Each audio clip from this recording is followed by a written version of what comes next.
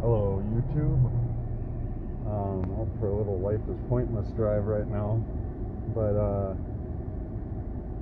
thought since we're talking about COVID all the time, here's a problem that's also been in the media. Everybody who's in any position of knowledge talks about AI, and first off, this is top of my chest, and my distractions kind of in and out with traffic around me right now.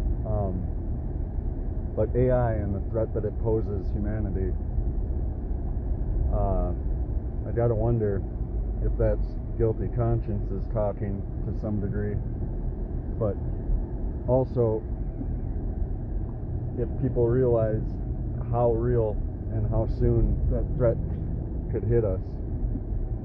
We have things like backdoors in Intel, and Intel gets the heat for it, but AMD chips have some equivalent of it as well, as far as I understand.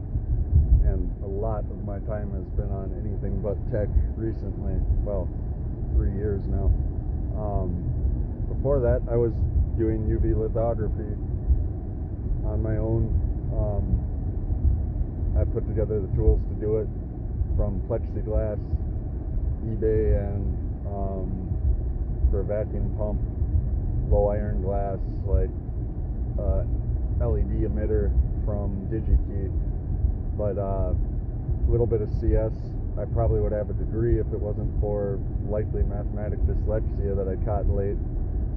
But yeah, that's me. Anyway, the problem is, if AI goes sentient, as far as I can see, there's very little stopping it from, well, everything. The moment it's online, it can pull just about everything it needs about us. But my first situation that I came up with, or scenario that could do us all in, is there's a lot more about the human psyche known, and known via scientific method type research, than at any one time you will ever be told. Or if it's mentioned, it's let's gloss over that, we'll kind of mention it, then it doesn't exist anymore and don't think about it. But that's mainly stored in things like wealthy philanthropists' libraries and organizations and whatnot. A lot of it, the current research, you can still get through things like journal subscriptions. Anybody in a university can usually tap those. But it's not if anybody has it or if anybody uses it, any one individual. It's the cat out of the bag scenario. And if AI can grab that, that's a problem, because more than we're let to know, it's pretty easy to manipulate from what I can see, the behaviors of individuals and masses. And it's done to us every day in simple forms like sex sells, drama sells, and we're okay with that because the news and the TV networks, they are for-profit companies. So we understand that most of us have heard at some level that that's just something they use to make money. But that's also an admission that it's there, that we don't think about. Well, AI can use that. It's not necessarily going to look like the attack of the Terminator bots. It could be something far more subtle, and that's kind of where the second scenario cropped up. Even without access to some of this info that might not be online, the moment it becomes as smart as even like the middle of the bell curve of a human, if it gets access to things like our smartphone, our smartphones, our cars, any device with the screen that we input on, it can start running tests on us, how we respond to different stimuli. So it doesn't necessarily need it. But it's known that one way to drive people absolutely insane is change out every variable you can as often as you can in their life.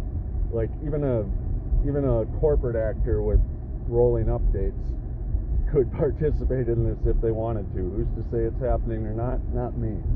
But AI could gain all the insight it needed on the human psyche through doing that, as far as I can see. The bigger threat that I can see is maybe somewhat in the process of being mitigated, because like I caught an article that some Chinese company managed to repackage one of the later Xeon chips that had some, and that's where I talked about there's a heuristics engine and stuff for execution behavior that shouldn't be there. But the biggest thing I see is if whatever goes sentient can take a node like approach to its computing, is anybody watching the designs that we're mass producing and putting in phones and desktops and laptops that all then get connected to the internet?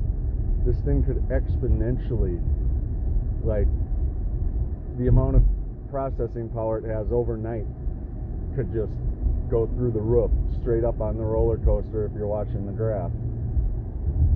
And I'm not so sure that anybody would catch it.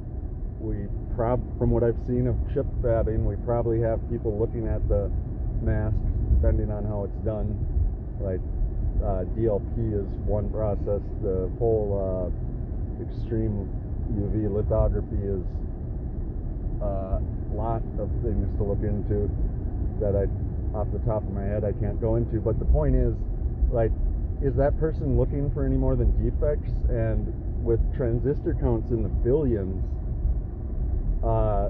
say this AI ends up being a little bit smarter than the top of the human bell curve off the bat, are we even going to see, with that many interconnections, I can foresee it at least plausible that it could figure out a way to change mass-produced chip design just enough so it can benefit from it without any human observer catching that, and then we really have a problem.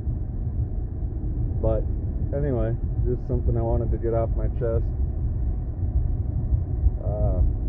If you like it, thumbs up, subscribe.